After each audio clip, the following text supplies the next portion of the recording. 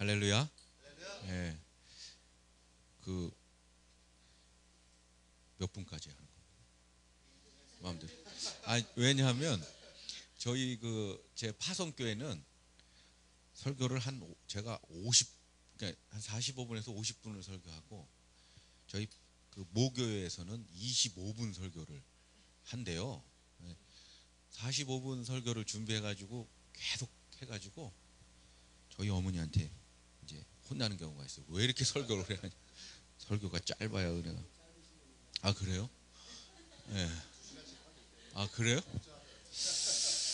할렐루야. 맞아요. 기도하는 거 보니까 우리 김장식 목사님은 식기도 할 때도 음식 다 식을 때까지 그 대접하는 분을 충분하게 축복을 하더라고요. 아, 참. 예배 그 순서라든가 예배의 어떤 형태들이 좀 기존 교회와 다르네요. 예, 많이 다릅니다. 저는 이 예배의 어떤 그 형태라든가 예배의 모습은 다 다를 수 있습니다. 그런데 오늘 예배에 이렇게 참여하면서 마음속에 아까 그 종이 나는 종이 그 끝까지 울릴 때까지만 뭘 하는 줄 알았는데 나중에 다시 굉장히 길게 울리더라고요. 그때 기도하기를, 제가 요즘 그 큰 교회도 설교를 하러 가기도 하고, 또 목사님들, 또 선배 목사님들 만나서 얘기를 들어보면 요즘 한국 교회에 대해서 많이들 그 어려운 얘기들을 하세요. 여러분도 뭐 매스컴에서 여러 가지 이야기들을 많이 들을 거 아니에요. 그래서 뭐 사랑의 교회도 그렇고, 사랑의 교회 아주 늘 사랑의 교회를 사랑하면서 몇십 년 동안 이렇게 섬기던 분들이 엊그저께 잠깐 만나가지고 교제했는데 그 교회가 참 어려워진 얘기들을 해요. 또 저희 교단에 많은 그런 큰 교회들이 그 건물을 다 어떻게 할 수가 없어가지고 사회에 이렇게 경매로, 하나님의 전이 경매로 넘어가는 일들, 그런 일들이 많이 있는데, 참되고 새로운 교회, 일명 참 새 교회, 아까 그 댕종 치면서 기도하면서 그런 확신의 기도를 저는 했어요. 예배 형태도 다르고 뭔가 그 하나님을 향한 마음이 뭔가 그 열정과 뜨거움이 있다. 그래서 이게 하향세로 걸어가는, 하나님만 바라보면서 살아야 되는데 이게 물질과 여러 가지 이런 것들을 바라보게 되면서 무너져가는 이 교회에 정말 새로운 모델링이 될 수 있는 교회가 될 수 있다. 아멘이십니까? 네. 아멘입니다. 저는 오늘 처음 참석해서 좀 당황스러워요. 이게 예배가 왜 이게 자꾸 서 있지? 그럼 다리도 아픈데 뚱뚱하고. 그럼에도 불구하고 하나님을 향한 하나님에게 집중하려고 하는 그러한 예배의 형태들, 그리고 그 시편 낭독이라든가 여러 가지 그 세심한 부분들이 한국 교회에 어떤 새로운 바람을 일으킬 수 있는 교회가 되겠구나 하는 확신을 갖게 됐습니다. 그렇게 될 줄로 믿습니다. 저는 캄보디아 가기 전에 파송교회에서 한 7년간 부교육자로 사역을 했어요. 그러면서 제가 담당하던 그 부서가 신혼 부부들 있잖아요. 그것도 제가 제안을 해가지고 45세까지 신혼 부부가 아니지만 이제 막 결혼한 사람들부터 45세까지 제가 담당하게 됐어요. 그래서 상담을 주로 많이 했어요, 이 사역에. 그리고 그렇게 상담을 하다 보니까 이제 인터넷으로도 상담을 하게 되고, 또 전혀 교인이 아닌 사람도 상담을 받게 되고, 그래서 제가 원턴 안 하던 상담 사역 쪽으로 좀 많이 그렇게 하게 되고 갔습니다. 근데 상담을 하면서 제 안에 드는 마음이, 모든 사람이 다 힘들게 사는구나. 제가 이렇게 제 개인적으로 주관적으로 어떤 한 사람을 상담할 때 이 사람은 고민거리가 없는 사람이에요. 왜냐하면 사회적으로 보나 또 본인 개인적으로 보나 여러 가지 면을 볼 때 완벽한 사람, 뭐 병원 원장 자제라든가 또 본인이 가지고 있는 스펙들이 뭐 월등하거나 외모도 월등하거나 그런데 와가지고 상담을 해요. 그러면서 상담하면서 그 아주 충격적인 말들을 쏟아내는 걸 보면서 아니 왜 이렇게 살지? 나보다도 많이 갖고 나보다도 풍부한 삶을 사는데도 불구하고 죽겠다는 거예요. 그러니까 기억에 남는 사람이 두 사람이 있는데 한 사람은 돈이 많아요. 돈이 굉장히 많은 분이세요. 근데 이분이 그 돈이 많음에도 불구하고 자살을 시도를 했던 분이에요. 팔당대교. 거기가 제일 낫대요. 다른 다리들보다 한강다리보다 팔당대교가 제일 낮아가지고 좀 덜 무섭겠다 해서 거기서 뛰어내렸어요. 남자분이신데. 근데 사람이 그 수영을 할 줄 알면 반사적으로 수영을 하는가 봐요. 그분 말에 의하여서 좀 막 자기도 모르게 죽으러 뛰어내렸는데 좀 수영을 해서 살았어요. 이분이 왜 이렇게 뭐지 이게? 그래 물에 뛰어들면 안 되고 편안하게 죽을 게 뭘까? 죽을 방법이 뭘까? 생각하다가 수면제를 많이 먹으면 자다가 죽겠구나라는 생각을 했대요. 그래서 수면제를 한 20알, 30알 뭐 몇 달째 먹는데 한 주먹을 해가지고 기도를 하고 그분이 예수 믿는 분이에요. 기도를 딱 하나님 내가 주님 곁에 일찍 가겠습니다 하고 입에 탁 털어놓고 약을 먹고 죽었을까요? 안 죽었을까요? 안 죽었으니까 지금 이 설교가 나와요. 눈 떠보니까 며칠 동안 잠만 자고 속이 아주 그냥 그 며칠 동안 굶고 그 약이 아마 그 수면제도 독한가 봐요. 속이 다 완전히 망가져 있더래요. 병원에 데려가서 다 속도 긁어내고 막 이래가지고 그래서 얼굴이 이분이 막 뭐가 토토토토 이렇게 나대. 그때 그 수면제 먹고 그 내 이 속 위 청소하고 막 이름을 그 이후로부터 울긋불긋 뭐가 나서 이게 잘 안 없어진다고. 그때 그분이 하나님이 살라는가 보다. 이 정신이면 살아야 되겠다. 그렇게 마음을 먹고 다시 살아 열심히 살고 있다고. 근데 잘 열심히 살라 하는데 그래도 늘 마음 가운데 불안하고 힘들고 아직도 죽는 꿈을 꾸고 이런다고 해요. 그분이 빚이 돈은 많은 분인데 빚이 800억이래요. 800억. 저는 뭐 1억도 만져본 적이 없어가지고 800억이라는 게 상상이 안 가죠. 그래서 살기로 결정하고 빚을 400억을 갚았는데 그 나머지 400억을 갚으려니까 자기가 버는 모든 돈이 다 어떻게 뭐 다 알아가지고 다 그 즉시 가져간대. 이분이 컴퓨터에 관계된 일을 하는데 아주 유명하신 분이에요. 한참 뭔가 사업이 잘 돼서 이거를 코스닥 상장을 하고 뭐 이럴 시점에 진승현 게이트라고 전 잘 모르겠는데 아무튼 진승현 게이트가 있대요. 거기에 이분이 연루돼가지고 그냥 폭삭 망하는 바람에 한 800억 빚이. 돈이 아무리 많았어도 그 돈이 사라지니까 어떻게 돼? 인생의 삶의 가치가 같이 무너지는 거예요. 이분의 인생의 가치는 돈이었어요. 돈. 난 돈을 한번 멋지게 벌어보자. 그래가지고 돈이 100억, 200억 막 벌릴 때 요때 좀 스톱을 하고 그냥 안전하게 이렇게 좀 가면 좋은데 욕심이 생기니까 처음에는 어느 기업의 사장 정도, 이분이 자수성가한 분이거든요. 그러다 보니까 그 정도에 올라오니까 어느 기업의 회장 정도, 거기까지 가니까 이제는 무슨 이건희 타켓이 이건희 회장이 되고 막 이러는 거예요. 끝이 없는 거예요. 또 한 분은 지경이 잘 들어야 되겠다. 이 아주 지경이처럼 잘생기고 아름답고 이분은 제가 잘 모르는 분이에요. 예수 안 믿는 분인데 그 상담한 분의 친구가 이분 찾아가가지고 상담 받아봐라. 너 이러다간 죽는다. 그래가지고 왔어요. 그냥 뭐 아리따운 처녀인데 또 아리따운 처녀랑 둘이 상담하면 안 되잖아요. 그래서 집사람을 불러다가 같이 상담을 앉혀놓고 했죠. 얘가 이 친구가 이제 좀 있으면 몇 달 뒤, 그러니까 한 달 정도 뒤에 날짜도 정확하게 해서 연탄가스 마시고 죽는 모임이 있대요. 거기 가서 난 진짜 죽을 거라고. 그래서 제가 한마디 했죠. 가서 죽어. 얘기를 듣다 보니까 이건 가서 죽을 일이야. 그냥 넌 죽어라 가서. 그때 뭐 이런 전도사가 다 있냐고 막 화를 내고 그랬던 기억이 있습니다. 연예인을 했던 애고 지금은 연예인을 관두고 대기업 그룹의 사장의 비서고 집은 뭐 말도 못하죠. 그 엄마가 저한테 전화가 와가지고 저희 집 근처에 카페에서 만나기를 청해.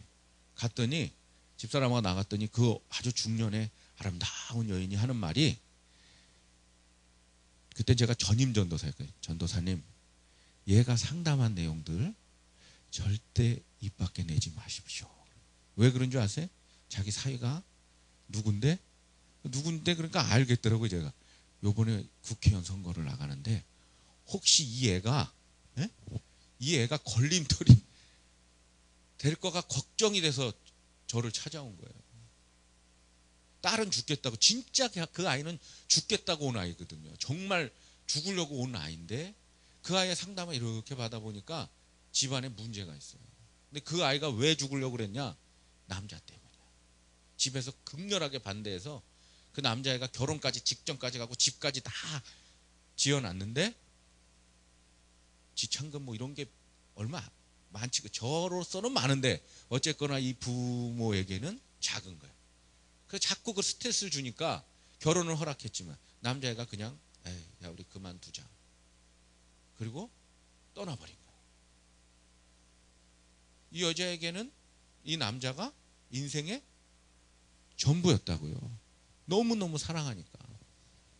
자기 인생의 이 남자와 함께 그의 삶을 추구하고 어떻게 살까 꿈을 꾸고 그것이 자기 인생의 목적이었는데 그게 무너져 버리니까 이 친구는 다 무너지는 거예요. 자기 인생이. 근데 그 부모는, 부모의 가치는 뭐냐? 지금 당장 자기 사위가 국회의원 되는 게 가치야. 그래서 자기 딸이 죽는다 뭐 이런 거 귀에 들어오지도 않아요. 내놨대요. 제가 볼 때는 아주 너무나 아름다운 아이인데 그 언니가 미스 코리아 대회에 나가서 이렇게 입상도 하고 그랬대요. 나중에 얘기 들어보니까 이 언니는 뭐 그 명문대에 이렇고 저런데 이 애는 뭐 이러면서 얘기를 하는 거예요. 그러니까 전사님 너무 이 애한테 집중하지 마시고 그냥 싹 입만 닫아달라. 그래서 제가 그 자리에서 집사람도 있고 그런데 그 자리에서 얘기했어요. 야 여보 일어나자. 볼장 다 봤다. 그분이 뭐 이렇게 뭐 이런 사람이 다 했나 했을 거예요. 그분이 예수를 믿을까요 안 믿을까요? 예수를 믿는 사람이에요. 믿는 사람. 어느 대형 교회의 집사예요. 집사. 여러분 예수를 믿어도 나의 삶의 가치를 어디다 두느냐에 따라서 이렇게 불행하기도 하고 행복하기도 하는 거예요. 상담하면 많은 사람들이, 기독교인들조차도 그의 삶이, 그의 가치가 썩어 없어질 것에 두고 사는 사람들이 너무너무나 많다는 걸 제가 깨달았어요. 그래서 때로는 교회 와서 은혜 받고 뭔가 하나님을 만난 것 같고 그럴 때는 굉장히 행복해. 이쪽 뺨을 대면 이쪽 뺨도 될 것 같아요. 수련회 한번 일주일간 참석해 보세요. 세상과 단절해가지고 말씀만 듣고 기도만 하고 내 모든 문제를 다 쏟아내고 은혜가 없을 것 같으세요? 저는 YM 예수전도단 대학부 때 그 YM이었어요. 미션 컨퍼런스 일주일 갔는데 거기에서 방언을 받고 거기에서 환상을 보고 이게 진짜 신앙이라고 내가 막 오바를 했다고요. 그런데 그 산을 내려오니까 다시 금식할 일이 생기고 다시 또 무릎을 꿇어야 할 일들이 생기는 거예요. 저도 모르게 제 입에서 죽겠구나. 아 죽겠다 정말. 이런 일들이, 그런 말들을 많이 하는 것을 제가 볼 수가 있어요. 그런데 오늘 본문 말씀에 이렇게 제가 가만히 묵상을 해보니까 신자들에게는 하나님께서 영원한 평안을 주셨다. 요한복음에 그런 말씀하잖아요. 내가 너에게 평안을 주노라. 근데 그 평안이 어떤 평안이에요? 나의 평안을 주노라. 세상이 주는 것 같지 아니한 평안을 너에게 주겠다. 세상은 우리에게 때론 평안을 줘요. 돈을 주기도 하고 우리 필요한 모든 것들을 줍니다. 그러나 예수 그리스도께서 여러분들에게 주시는 평안은 세상이 주는 것 같지 않다는 거예요. 세상이 주는 것 같지 않은 평안, 세상이 주는 것 같지 않은 기쁨, 그게 뭘까요? 응? 그게 뭘까요? 예수 그리스도. 예수 그리스도. 예수 그리스도가 우리의 영원한 가치입니다. 그분밖에 없어요. 제가 암만 지금 제 못해서부터 지금까지 신앙생활을 했다고요. 열심히 신앙생활했어요. 고등학교 때는 하이 CCC라는 것을 해보고, CCC 안에 하이 CCC가 있어요. 고등학생들만 데려다가 뭔가 막 비전을 심어주고, 거기에 그때 제가 기억도 나요. 지금 남는 그 큰 플랜이 뭐였냐면 비전 없는 민족은 망한다. 그래가지고 막 비전을 심어주는 거예요. 그래도 제 마음 안에 공허함이 있어요. 왜? CCC를 하면 할수록 자꾸 꺼져. 나 약해져요, 제가. 여기서는 이렇게 하라고 그러는데 잘 안 돼. 뭔가 전도에 대한 강조, 이런 것들의 비전을 제게 들었다 그러면 전도하러 가는데 그게 안 되는 거예요. 부끄럽기도 하고 말도 어눌하기도 하고. 그래서 제가 갈아탔어요. 선교단체를. 조이 선교단체 들어보세요. 조이? 15개월 동안 6단계, 7단계는 리더고요. 6단계까지 한 번도 안 빠져 참석했어요. 조이는 CCC보다 좀 낫더라고요. 제 마음에는. CCC는 뭔가 분위기를 막 이런 거를 좋아하는데, 조이는 앉아서 성경 공부만 하는 거예요. 그 마태복음서부터 로마서 또 쭉 새 생명의 출발서부터 쫙 6단계까지 나가는데, 지금도 사실은 그 조이 때 성경 말씀을 배웠던 것이 힘이 됐어요. 그런데 그때도 여전히 뭔가 공허한 거예요. 하면 할수록, 기도하면 할수록, 성경 말씀을 읽으면 읽을수록 그것이 잘 안 되는 거예요. 더 나는 이렇게 성경에서는 이렇게 살라고 하는데 안 되는 거예요. 안 되죠. 그걸 나중에 깨달았어요. 안 되는 거를. 그래서 제가 사랑장에 무너졌어요. 그 조이 다닐 때 사랑장, 고린도전서 13장에 나오는 사랑장. 사랑은 오래 참고 온유함. 그래서 제가 이걸 한번 해봐야 되겠다. 사랑이 허다한 죄를 덮고, 사랑이 모든 것의 완성인데 내가 사랑만큼은 해보자. 다른 건 못해도 사랑만큼은 해보자. 그래가지고 정말 우리 어머니를 사랑하려고 했었고, 어머니가 아무리 저에게 잔소리를 하고 뭐 이런 걸 해도 어머니 사랑합니다. 오래 참잖아요. 참고. 어머니가 세상에서 제일 아름답습니다. 주문해 오고 막. 여동생 있죠. 여동생 연년생인데, 아유, 걔는 저를 중학교 때까지는 꼼짝 못했는데 고등학교 올라가서부터 반말 스슥하더니, 제가 이제 그때 다 고등학교 졸업하고 조의를 했거든요. 그때는 뭐 거의 친구예요. 아무리 얘기를 해도 말을 안 들어. 정말 많이 싸웠어요. 그런데도 오래 참자. 나는 온유한, 사랑은 온유. 야생마가 길들여진 상태가 온유라고 그랬잖아요. 온유하자. 그 한 며칠은 잘 지내요. 그러다가 또 우리 어머니가 뭐라고 한마디 우럭 하면은, 에이, 오래 참았던 게 다 무너져. 안 하면서 나오는 거예요. 이게 싸우고 지금 뛰쳐나가는 거예요. 그래, 교회 가가지고 울고불고 기도하는 거예요. 하나님 이게 뭡니까? 사랑은 오래 참으라. 내가 한번 해볼라 했는데 안 되는 거예요. 온유하고 시기하지 않고. 목회자한테 무너뜨리는 방법 제가 알려드려요. 시기하면 돼요. 시기를 딱 집어넣으면 돼요.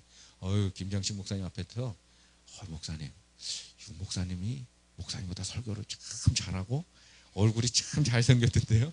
배만 좀 들어가면은 뭐 환상이겠어요. 어느 분도요, 모르겠어요. 저분은 저를 친동생처럼 잘 그렇게 아껴주시니까 어떤지 모르겠지만은, 저 같으면은 이게 나오는 거예요. 나도 모르게. 안 돼요. 시기하지 아니하며 물에 이행치 아니하며. 사랑장 쫙 있잖아요. 하다가 제가 포기했어요. 다 때려치자. 그냥 다 때려치자. 군대나 가자. 그리고 군대 갔다고요, 제가. 근데 군대에서 깨달았어요. 사랑에다가 예수를 넣어보세요. 예수는 오래 참고, 예수는 온유, 예수는 허다한 죄를 덮는 거예요. 예수는 율법의 완성인 거예요. 사랑이 누구예요? 예수님이구나. 그 예수, 그것이 신자들에게는 영원한 가치여야 되는구나. 저는요, CCC를 하며 조의를 하며 예수전도를 하며 은혜가 넘치면 넘칠수록 교만했어요. 나는 뭐든지 다 할 수 있었던 것 같아요. 그래서 막 5천 명 넘는 그런 데서도 막 그때 간증도 하고요, 설교도 하고요, 막 기고만장한 거예요. 그리고 꿈을 꾸지요, 신학교에서. 나는 적어도 이 정도는 할 것이다. 왜? 은혜가 넘치니까. 근데 또 확 꺼지면 그 꿈을 꿨던 비전을 향하여서 또 무릎을 꿇으러 가는 거예요. 금식을 밥 먹듯이 했습니다, 제가. 금식을. 이 사람도 금식하고 나서 만났어요. 금식을 딱 했더니 보호식을 해주더라고요. 보호식 아세요? 금식 일주일 하면은 한 3, 4일은 또 죽 끓여서 먹어야 된다 그러니까 같이 학교를 다녔거든요. 근데 아무튼 뭐 제가 좀 끓여와라 그래서 끓여왔다는데 어쨌거나 일주일 동안 잘 끓여서, 그래서 속으로 생각하게 이 사람 날 좋아하나? 그때부터 사랑이 싹 터서 결혼한 거예요. 20일 금식하고 나서 금식을 다시는 안 하기로. 20일 금식하니까 죽겠더라고요. 내가 이걸 왜 하고 있지? 살은 좀 빠지더라고, 15kg. 한 15일에서 한 달 만에 다시 원상복귀 되지만은, 여러분, 금식도 은혜도 모든 우리의 신앙생활 모든 것이 예수가 빠지면요 아무것도 아닙니다. 그건 썩어 없어지기 때문에 그래요. 내 자랑이 돼버립니다. 그러나 영원한 가치인 예수 그리스도를 그 중심에 두고 나아가면 금식이 능력이 됩니다. 찬양이 능력이 되는 거예요. 예배가 에너지가 되는 거예요. 그 예배의 형태가 어떠하든지 간에 예수 그리스도를 영원한 가치로 두고 나아간다면 겸손해질 뿐만 아니라 세상이 주는 것 같지 아니하는 평안을 영원히 누리면서 살 수 있습니다. 그런 사람이 있어요. 나는 없는 줄 알았어요. 있어요. 이지선 들어보셨어요? 들어보셨구나. 나는 캄보디아에서만 그 인터넷 뉴스에 딱 떠서 제가 그래서 유튜브로 봤어요. 캄보디아도 인터넷이 돼요. 좀 느리긴 하지만 하루 종일 유튜브를 해놨다가 봐야 되는데, 이지선 자매, 제가 그 자매는 그 힐링 캠프에 나오기 훨씬 전에 제가 알고 있었어요. 주바라기 뭐 이러면서 같이 그래서 내가 그 자매를 좋아해서가 아니고 이 자매가 과연 어떻게 이것을 극복하는지를 너무 궁금했어요. 그런데 이번에 그 유튜브를 보면서 제가 이거구나. 누구나 이지선 자매처럼 될 수 있습니다. 이 자매가 다 보셨는지 모르겠지만 그 마지막에 이경규 씨랑 그 누구죠? 그 김재동 씨가 물어보잖아요. 혹시 옛날로 돌아갈 수 있다면 옛날로 돌아가시겠습니까? 라고 질문을 던져요. 옛날에 이지선 자매가 얼마나 아름다워요. 옛날로 안 돌아가고 싶겠어요? 그의 꿈이 유아교육과 졸업해서 아이들하고 같이 하나님의 나라를 만드는 거였다고요. 그는 예수를 믿는 사람이었어요? 아니었어요? 사고 전에도 믿는 사람이었어요. 자그마한 교회지만 찬양 인도도 하고요. 앞에서 이렇게 싱어도 쓰고 교회에서 교사도 하고. 그런데 그 옛날로 돌아가고 싶지 않대요. 옛날로 돌아가고 싶지 않다는 거예요. 궁금하시죠? 왜 그런 얘기를 하는지. 예수를 믿기 전이었다면 이해를 해. 구원의 어떤 기쁨을 누렸으니까. 그런데 예수를 믿었다니까 여러분처럼 앞에서 찬양도 하고 찬송도 하고 예배도 드리고 비전도 아름답고, 근데 옛날로 돌아가고 싶지 않다는 거예요. 왜 그런지 아세요? 전 그 자매가 한 얘기를 그 TV에서는 못했지만 압니다. 얘기를 했기 때문에. 예수를 믿는다는 것이 무엇인지 깨달았다는 거예요. 예수가 무엇인지 그걸 깨달으니까 이 영원한 그 거기서는 그 영원한 그 무언가가 있다라고만 표현을 했어요. 영원한 그 무언가를 예수를 믿어도 봉사를 해도 찬양을 해도 몰랐다는 거예요. 근데 그것을 하나님께서는 이 모양 이 모습의 상황을 통해서 만나 주셨다는 거예요. 그걸 깨달았어요. 이거는 썩어 없어지는 거예요. 그가 예전에 결혼을 포기했지만 영원한 것을 깨닫고 나서는 결혼도 할 수 있어요, 없어요? 있다고 고백을 했잖아요. 하나님이 하시면 난 결혼도 할 수 있다. 이제 그는 우리가 볼 때는 얼굴이 찌그러져 있고 이게 입도 안 다물어지고 눈도 안 다물어지지만 안 이게 되지만 썩어 없어질 것에 대해서 영원한 것, 썩어 없어질 것에 대해서 가치를 둔 것이 아니기 때문에 이 영원한 것이 혹시 내가 다시 썩어 없어질 것으로 돌아가 버리면, 그 가치를 두고 살아가는 것을 돌아가면 이 영원한 것을 놓칠까 봐 그는 요만큼도 돌아가고 싶지 않다고 고백한 거예요. 우린 그렇게 세상이 주는 것 같지 않은 평안, 이거를 누리면서 살 수 있습니다. 오늘 그 방법을 같이 나누고자 제가 왔어요. 저는 캄보디아 아이들한테 제가 뭐 가서 뭐 이렇게 그 행동으로는 본이 못 보여줘요. 그 자체가 행동으로는 잘 안 돼. 굴러다니기 때문에. 그래 이 아이들한테 말씀으로만 얘기를 해요. 뭐라고 얘기하느냐? 캄보디아는요, 불교 국가지만 사실은 돈이 종교예요. 돈에 따라 움직이게 돼 있어요. 그래서 사역을 하다 보면요, 제가 아이들을 더 많이 만나도 아이들이 누구의 말에 복종을 하냐면 저희 집사람에게 복종을 해요. 왜요? 돈이 거기서 나가니까. 사역비가. 정말 신기하더라고요. 제가 아무리 얘기를 해도 사모님께 허락 맡았냐고 그래요. 뭐 좀 하자 그러면 우리 이제 내학구루라고 그러는데 내학구루에게 허락 맡았냐고. 야, 엄마 내가 내학구루 위라고 아무리 얘기해도 안 믿어. 그런데 그래서 제가 계속 얘기를 하는 거예요. 예수를 따라 살아라.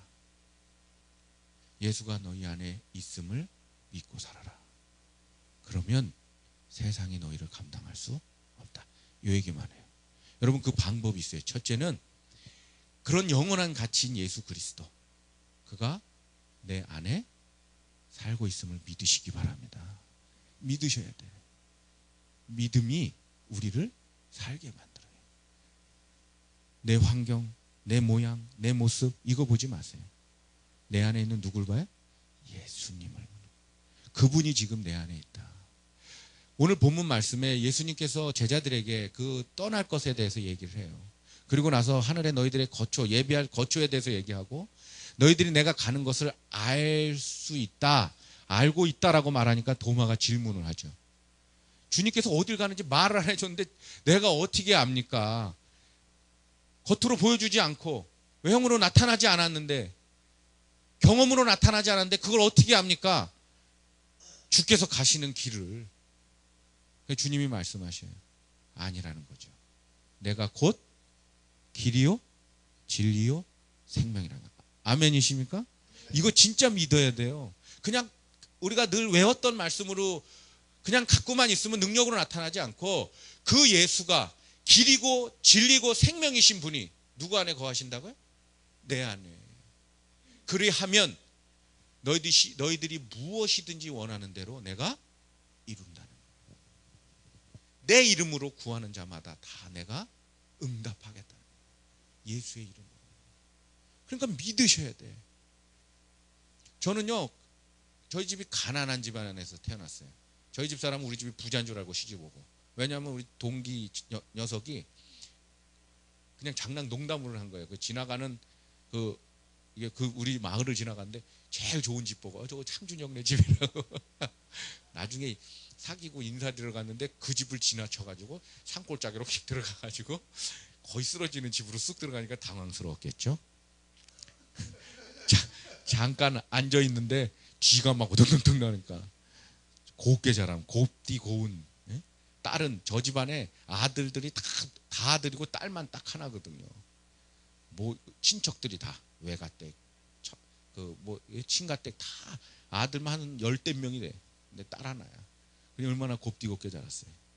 유일하게 계란과 김을 먹을 수 있었던 사람, 할머니와 함께 어릴 때. 시골에서 자랐다고요. 그래서 늘 자격지심이 있을 수 있었어요, 제 안에. 그래서 뭔가 돌파구로 자꾸 훈련도 받아보고 했다고요. 그러니까 제가 무언가를 할 때, 어디를 나가든 무언가 앞에 설 때, 또 설교를 할 때라든가 전도사가 처음 초년병 됐을 때 얼마나 떨었는지 사탄이 주는 거예요. 니까지 있게 뭘 하겠다는 걸로 주는 거예요. 준비를 아무리 해도 하나도 들어오지도 않아요. 안 보여요. 이렇게 이 말했다 저 말했다 저 말했다 이 말했다. 나중에 믿습니까? 이것만 잘하게 되는 거예요. 그냥. 무조건 어려움 믿습니까? 그러면. 그리고 또 우리 성도들 참 좋아. 아멘 그런다고. 뭘 믿는지 모르겠지만. 예? 그런 자격지심이 있었어요. 내면 안에. 그런데 그러지 마셔야 돼. 아무리 세상이 나를 바라볼 때 형편없어도 거지 나사로 같은 인생을 살아도 내 안에 누구가 있다고요? 예수가. 그가 길이요 진리요 생명이.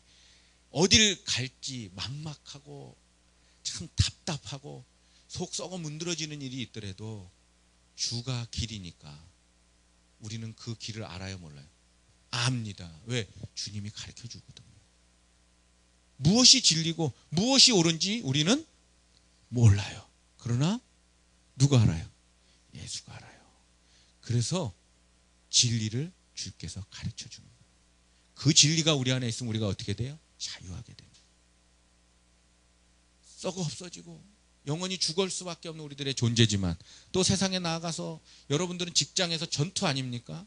우리 청년들 늘 울면서 상담받을 때 직장 상사가 괴롭히는 것에 대해서 아주 너무 힘들어하는 아이들이 많았습니다. 그러나 예수 그리스도가 곧 생명입니다.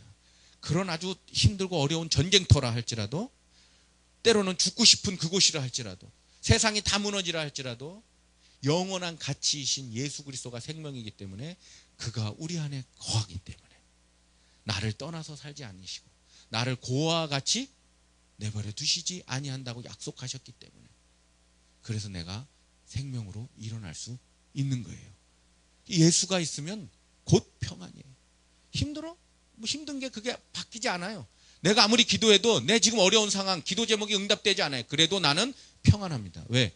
주께서 그것을 바꾸실 거니까. 오히려 그 고난이 내게 연단하게 하시고 그 연단이 내게 다시금 소망을 잃게 하시고 그 소망이 영원한 것으로 이끌어가기 때문에 평안한 거예요. 그래서 예수 믿는 분들은 죄와 사망에 대해서는 가끔 무섭게 나가야 되지만 인상 써야 돼요. 그런 데에서는. 그러나 삶에서는 늘 웃으셔야 돼요. 왜? 예수가 내 안에 있습니다. 그러나 죽어가는 영혼, 죄악이 가득한 그곳에는 애통하는 마음이 있어야죠. 그건 역시 예수가 제 마음 가운데 주시는 마음이에요. 좌절하고 절망하는 게 아니라 저 우리 한국교회 지금 큰일 났다. 어떤 분은 2040인가 무슨 책을 쓰셨는데 제가 잠깐 보니까 20년 후인가요? 2020년인지 제가 기억이 안 나는데 잠깐 거기에 한국교회 교인이 400만 원 준다는 거예요. 이제는 교회 다니는 게 부끄러워질 거라는 거예요. 그분이 예언하기를. 그런다 할지라도 여러분이 있기 때문에 참되고 새로운 교회가 있기 때문에 하나님은 쭉정이는 다 걷어가시고 다시금 어떻게? 생명으로 한국 땅의 모든 영혼을 일으킬 줄로 믿습니다. 왜? 예수가 길이고 진리고 생명인데 그 예수 그리스도가 여러분 안에 있다는 거예요. 어떤 환경에 놓여져 있더라도 이 믿음을 잊지 마세요. 내 안에 지금 예수님이 있지. 그분이 곧 길이요 진리요 생명인 그분이 내게 있구나. 이걸 믿으셔야 돼요. 그럼 나는요 어떤 존재가 되느냐? 요한복음 1장 12절 잘 알잖아요. 영접하는 자 곧 그 이름을 믿는 자들에게는 하나님의 자녀가 되는 권세를 입니다. 이걸 잊지 마셔야 돼요. 내가 하나님의 자녀가 되는 권세가 있어요. 부자나 배운 사람에게만? 권사나 장로에게만? 아니죠. 영접하는 자, 예수가 내 안에 있다고 믿는 자들에게는 길과 진리이신 생명이신 그 영원한 가치이신 예수 그리스도가 내 안에 있다고 믿는 자들에게는 하나님의 자녀가 되는 권세가, 권리와 능력이 있는 거예요. 권리와 능력. 그래서 세상이 여러분을 감당할 수 없는 거예요. 그럼 누구한테 쪼릴 필요가 없죠. 대통령이 여기 와가지고 박근혜 대통령이 와서 여러분들에게 뭐라고 째려본다 해도 두려워할 필요 없어. 왜 째려보나 저 아줌마가? 예? 그렇지 않아요? 저 아줌마 왜 째려보지? 그럼 나중에 따지세요. 왜 째려보셨냐고. 그냥 그럴 수 없어요. 왜? 우리는 하나님의 자녀의 권세가 있으니까. 이걸 믿으셔야 돼요. 그러면 세상을 향하여 당당합니다. 일어날 수 있어요. 큰 교회 여러분 부러워하지 마세요. 이제는 큰 교회 가가지고 장로가 되고 예수 없으면 다 빈 껍데기예요. 제가 캄보디아에서 느낀 게 모든 사람은 다 죽는구나. 여러분 다 예언할 수 있잖아요. 나는 죽는구나. 그러나 언제 죽을지는 몰라요. 근데 썩어 없어질 것에 대해서 소망을 주는 거예요. 애들이 돈 따라간다 그랬잖아요. 그렇게 열심히 돈 따라 좀 자기가 막 그 알량한 지혜를 가지고 막 사람들한테 아부하고 막 이래가지고 또 다른 사람을 막 이기적으로 막 해가지고 돈 좀 만진 사람들이 있어요. 캄보디아에도 아주 거들먹거리는 놈들이 있어요. 그 다음에 보면 사고나 죽어요. 그런 사람들이 수두룩해요. 오토바이 사고나 죽어요. 죽을 때 어떻게 죽는지 아세요? 그냥 한국처럼 깨끗하게 죽는지 아세요? 목이 잘려서 목은 저기가 있고 그걸 그대로 1시간 동안 방치해놔요. 왜냐하면 전산 처리가 안 돼 있으니까 누군가 지나가다가 내가 아는 사람이네 해서 연락하게 1시간을 방치해놔요. 그냥 덥지도 않아. 여자든 남자든 상관없어요. 여기가 반이 잘려서 다리는 저 오토바이에 껴져 있고 제가 지경 형제한테 한번 보여줬을걸요. 그 사진을. 몸은 저기가 있다고요. 그래도 이러고 헬멧 쓴 상태에서 이러고 헬멧만 딱 걷어서 어떻게? 1시간 동안 나요. 이게 우리의 존재. 이게 한 줌의 죄. 근데 썩어 없어질 것에 대해서 아둥바둥하고 그러죠. 돈 좀 만졌다고 거들먹거리지 마십시오. 안 그러시겠죠. 다 안 그러시겠다 보여. 우리는 거기에 노예가 되지 않습니다. 오히려 그것을 다스립니다. 돈이 많으면 돈을 쓸 줄 아는 게 올바른 거죠. 돈이 적어요? 가난합니까? 부자가 될 수 있어요. 왜? 예수님이 부자니까. 그 예수님이 내 안에 있는 거예요. 가난하지만 가난하지 않고 아프지만 아프지 않습니다. 목회가 되게 멋있어 보이죠? 내 제자 중에 하나가 멋있어 보여서 목사가 된 애가 있어요. 목사가 아직 안 됐죠. 전선. 사부님이라고 부르는데 사부님. 나는 사부님을 볼 때 목사가 멋있는 줄 알았는데 하여튼 속이 다 문드러진대. 네? 부목사보다 담임 목사가 속이 더 문드러지더라고요. 우리 목사님 맨날 히히 웃으셔가지고 늘 속이 편안한 줄 알았어요. 나중에 제가 속이 불편한 지 있어요. 우리 이 성도들하고 너무 속상해가지고 사모님과 목사님하고 제가 같이 밥 좀 한번 사달라고 그래서 얘기를 했더니 저보고 아이고 자네는 한 200명 데리고 하잖아.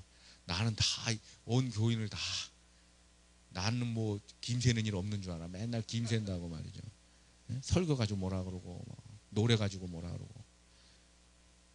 목사님 담임 목사님이 지금 은퇴를 이번에 3일 하는데 그분에게 그런데요. 젊은 애들이고 뭐고 청년들이 막 이메일로 보낸대요.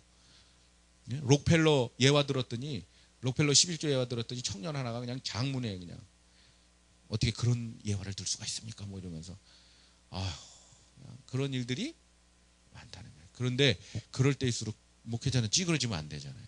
내 안에 누가 있다고요? 예수님이 일어나는. 그렇지. 그 영혼들을 내가 말씀의 대언자로서 사랑하고 안 돼요 그게. 그러나 예수의 힘으로 되는 거예요.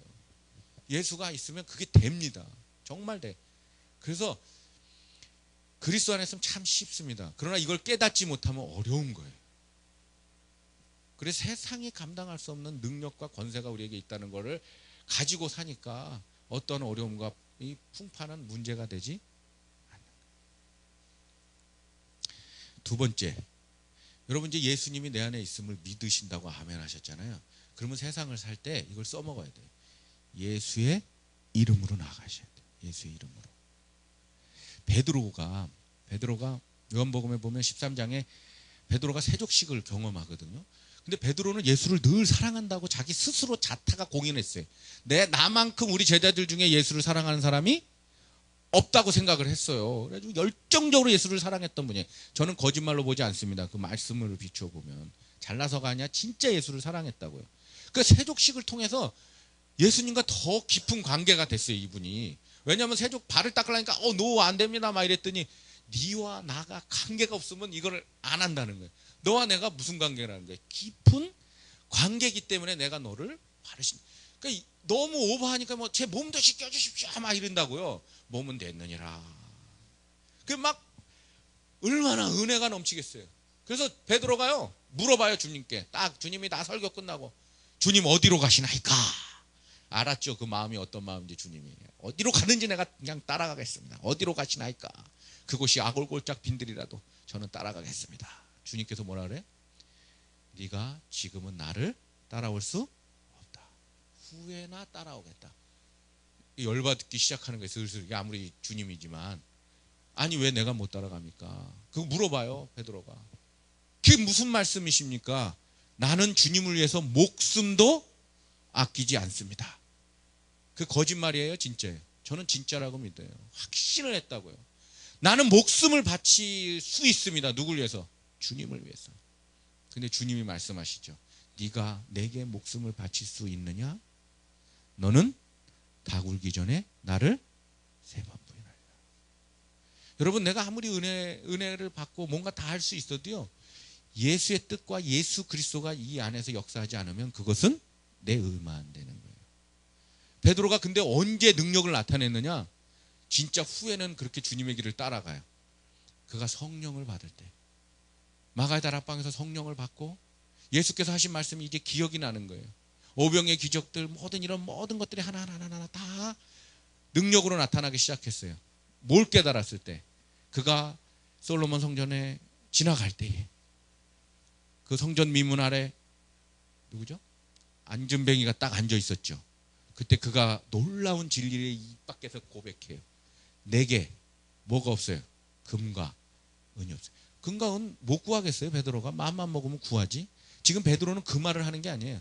내가 어떤 내 개인적인 능력, 내 개인적인 스펙들, 내가 어느 학교를 나오고 박사를 받고 내가 신앙생활을 30년 하고 권사고 장로고 내가 장로 장립을 받을 때 하늘에서 문이 열리고 이런 스펙이 아니라 금과 은 내게 없거니와 내게 있는 건 내게 주노니 누구예요? 곧 나사렛 예수 그리스도의 이름을 일어나거라. 베드로는 깨달은 거예요. 예수가 여기 계시고 성령이 늘 나를 도우시면서 예수의 이름으로 나아갈 때 어떻게 해요? 영혼을 구원할 수 있는 거예요. 여러분 안에 예수가 있습니다. 그분이 늘 함께 하세요. 절대로 여러분을 떠나지 않아요. 이 사랑은 그 누구도 피조물이나 기근이나 적신이나 할 것 없이 여러분의 그 사랑을 끊을 수 없습니다. 예수의 이름으로 나가세요. 기도할 때 누구의 이름으로 해요? 예수의 이름으로. 예배 드릴 때도 마찬가지예요. 예수의 이름으로. 금식할 때도 예수의 이름으로. 교회를 섬길 때도 예수의 이름으로. 목사님을 섬길 때도 예수의 이름으로. 참되고 새로운 교회는 어떤 목적이 있을 거예요. 목회의 어떤 목회는 혼자 하시는 게 아니거든요. 여러분들이 다 같이 뭔가 함께 한 뜻으로 한 표대를 삼고, 그게 저는 예수 그리스도라고 믿습니다. 그리고 거기에 나오는 모든 것들로 하나님 그 능력의 방법과 방향은 다르다고 생각해요. 그러나 예수를 붙들고 한 마음을 가지고 세상을 변혁시키는 그 일에 여러분들이 예수의 이름으로 나아가면 하나님의 때가 될 때에 그 일을 이루어 주실 줄로 믿습니다. 뭘 하든지 간에 예수의 이름으로 하세요. 마지막으로 여러분 이런 분들이에요. 그래서 제가 감히 여러분들 만날 때마다 즐겁습니다. 왜? 여러분 마음 안에 예수가 있고 여러분 안에 예수의 이름이 있기 때문에 제가 뭘 부탁을 하면 다 응답되는 거예요. 기도 부탁을 하는 거예요. 그래서 기도 부탁하는 거예요. 왜? 나는 때로는 무너지. 사탄이 그걸 꼭 긁어내거든. 야, 너 혼자도 할 수 있어요. 야, 뭐 예수의 이름은 커녕 뭐 딴 거로 자꾸 능력이 나타나고 내가 뭐 여러 가지 썩어 없어질 가치들이 채워지잖아요. 그럼 예수 없어도 돼. 예수의 이름이 아니라도 평탄하게 사니까. 근데 그거 절대 거기에 속지 마세요. 사탄에게 속으면 큰일 납니다. 그래서 예수 이름만 끝까지 오직 예수, 아까 찬양했잖아요. 그분밖에 없다는 그 고백과 믿음을, 그래서 그분의 이름으로 나가는데, 이제는 여러분들이 그걸 본인만 누리면 안 돼요. 사실은 예수님의 가치는 어디에 있었냐면, 삶의 가치는 내가 인자가 온 것은 잃어버린 양을 찾아 구원하게 하려 함이니라. 이게 예수님의 가치였어요. 인생의 가치관, 세계관. 그분은 잃어버린 영혼을 찾아서 구원에 이르는 그 삶이 그분의 인생의 최대의 가치였다고요. 우리가 예수 그리스도의 영원한 가치를 갖고 계시니까 여러분도 어떻게 살아야 되느냐? 잃어버린 영혼들에게, 아까 기도했던 것처럼 약자들에게, 또 우리 같은 교회 지체 안에 힘들고 어려운 사람들에게 이 능력을 흘려보내야 됩니다. 반드시 그 일을 하셔야 돼요. 왜냐하면 이것이 신자들에게, 영원한 가치인 예수 그리스도가 있는 분들에게 나타나는 증명이기 때문에 그래요. 예수님이 70인 제자를 세상에 보내잖아요. 그때에 예수님이 이런 말씀을 하시더라고요. 내가 세상을 보내는 것이 양을 누구에게 보내는 거예요? 이리 가운데 보내는 것 같다. 주님이 되게 그 마음을 졸이셨어요. 이 70명의 제자를 파송하면서. 그럼 저는 그 이후의 말씀들이 예수님의 제자들 70명을 파송할 때 양을 이리 가운데 정말 다 먹히는 거예요. 어려운 가운데 보낸다 그러면 무기를 주실 줄 알았어요. 재정도 넉넉하게 주고, 전 선교사 파송할 때 교회에서 재정 넉넉하게 주는 걸 기도했거든요. 주지도 않아. 근데 넉넉하게 재정이 파워인 줄 알았다고요. 지금은 절대 아닙니다. 재정이 파워가 아니에요. 그 다음에 여러 가지 다른 것들을 주실 줄 알았다고요. 무슨 뭐 호신경 같은 거 막 이런 거를 주님이 다 안수기도 해가지고 머리에다가 다 하나씩 씌워가지고, 야 너희들 세상에 이리 가운데 보내니까 말이죠. 그러는 줄 알았는데 주님께서 뒤에 하시는 말씀은 영 엉뚱한 말씀을 하시는 거예요. 전대도 가져가지 말라는 거예요. 신발도 몇 개? 2개 이상인가요? 가져가지 말고. 의복도 마찬가지고. 아니 그냥 싸그리 뭔가를 준비하고 가지 말라는 거예요. 왜 그러셨을까? 이리 가운데 보내는데 왜 그러셨을까? 뱀처럼 지혜롭고 비둘기처럼 순결하라는 말씀만 준 거예요. 왜 그랬을까? 왜 그랬는지 제자들이 돌아오고 나서 알 수 있어요. 제자들이 돌아와서 보고를 하죠. 주님, 정말 주님이 하라는 대로 하니까 예수님의 이름으로 나아갔더니 누가 떨어요? 귀신들이 떨더이다 이런 거예요. 진짜 전대도 안 가져가고 아무것도 안 가져가. 아우 큰 이제 가면서 얘기들 했겠죠. 3, 4, 5, 2명씩 짝지어서 보냈으니까. 아 우리 주님 뭐야 도대체 이리한테 보내면서 말이지. 배고파? 배고프다 그러고 풀 뜯어 먹을까? 뭐 이러면서 얘기할겠죠. 그냥 속상한 얘기하고 서운한 얘기를 얘기하면서 갔겠죠. 뭐 의지할 만한 거를 다 어떻게 제하고 오직 누구만 생각하게? 예수님의 이름만. 그래서 예수님의 이름으로 나갔더니 그 전에 경험해보지 못한 것, 그 전에 이 70인들이 전혀 신앙생활을 하면서도 알지 못했던 사실을 깨달았는데 주님의 이름으로 나아갔더니 귀신이 떤다는 거예요. 주께서 말씀하세요. 너희들은 귀신이 떠는 걸 보았느냐? 나는 사탄 마귀가 그 번개와 같이 떨어지는 것을 보았다. 사탄 마귀가 번개와 같이 떨어지는 거예요. 예수의 이름으로 나아가면 사탄 마귀가 번개같이 떨어지는 거예요. 그런데 주께서 말씀하시죠. 그것으로 인해서 기뻐하지, 물론 기뻐하라는 얘기인데 그것으로만 기뻐하지 말라. 너희의 이름이 하늘의 생명책에 기록된 것으로 인하여 어떻게? 기뻐하라. 이게 진짜 가치라는 거예요.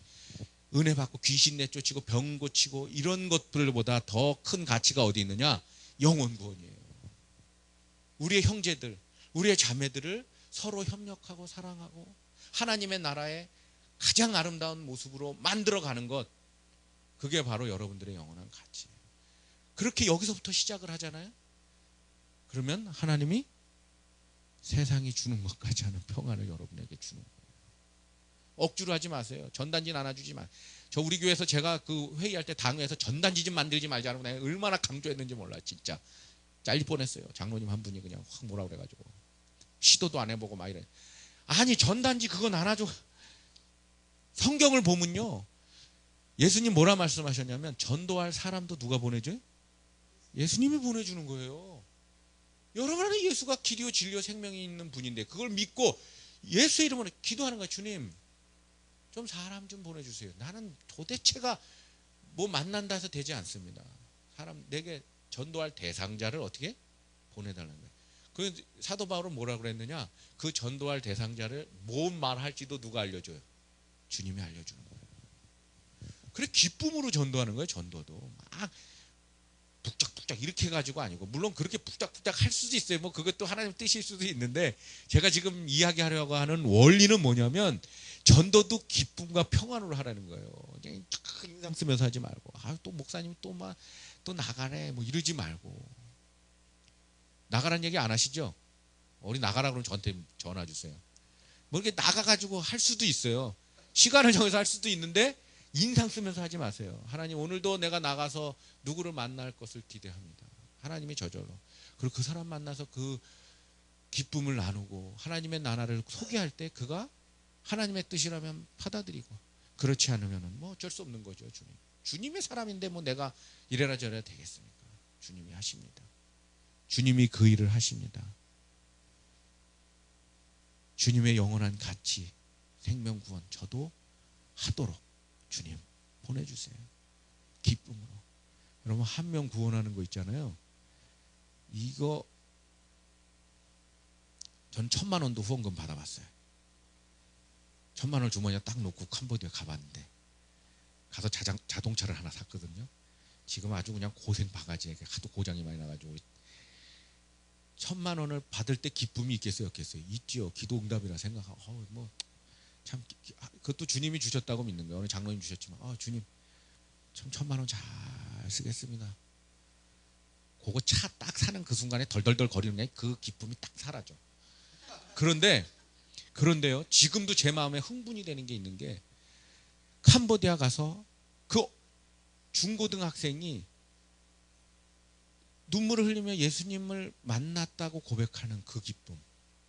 저는 서울여대를 가자마자 5명을 이렇게 인도해서 서울여대 입학을 시켜놨거든요. 지금 3년째인데 그 중에 한 아이가 예수를 전혀 몰라요. 저한테 한 달 한글 배우고 서울여대를 가네요.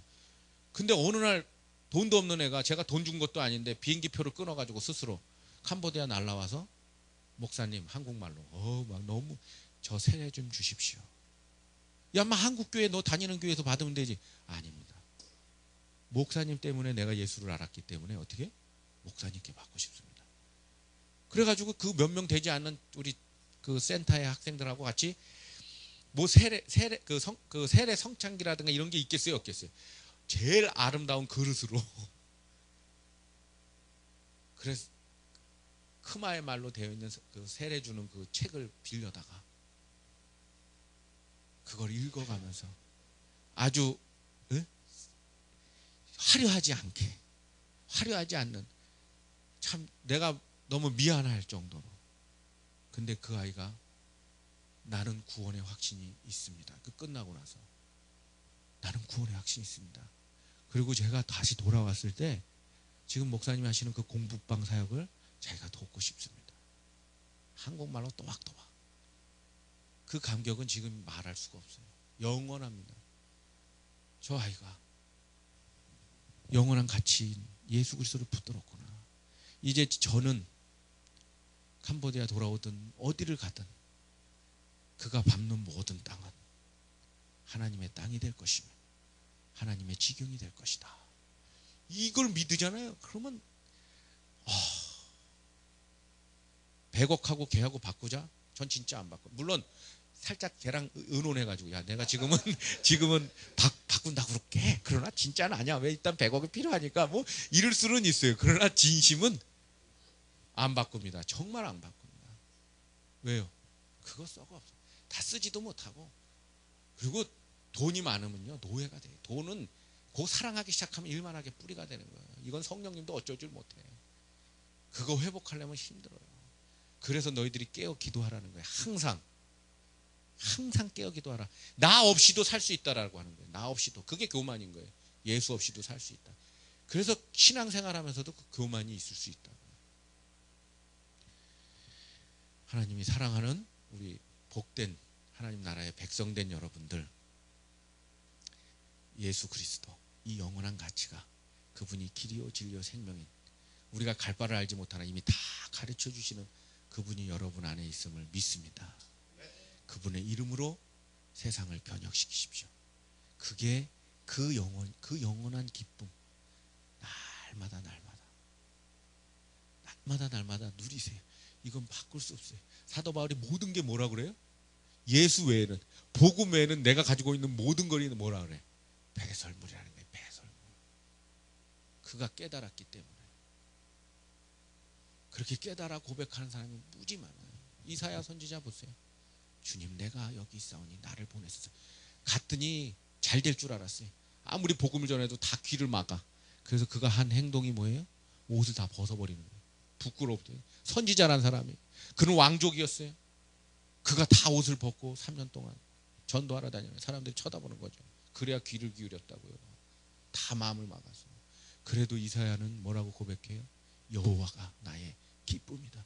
하박국 선지자가 말하죠. 외양간에 송아지가 없고 감람나무에 열매가 없고 소출이 다 끊겨도 난 누구로 인하여 기뻐해요? 여호와 한 분만으로. 노래만 하지 마세요. 찬송으로만 그냥 하지 마세요. 진짜 그 삶 가운데 그것을 누리셔야 돼요. 여호와 한 분 하나만으로도 그분이 모든 길을 가르쳐주고, 참되고 새로운 교회가 꿈꾸는 그 하나님의 나라가 반드시 이루어질 것을 믿고 나아가세요. 그러면 가끔 교회 올 때 아우 힘들고 그냥 확 그냥 다른 교회 가버려. 그럴 수 있잖아요. 저도 뭐 사역하면서 그냥 확 사폈어 하는 게 무수히 많거든요. 그러나 다시금 회복하는 내 안에 예수가 있지. 길을 알려주십시오. 힘들지만 힘들지 않습니다. 고통스럽지만 고통이 아니에요. 가난하지만 가난한 것이 아니에요.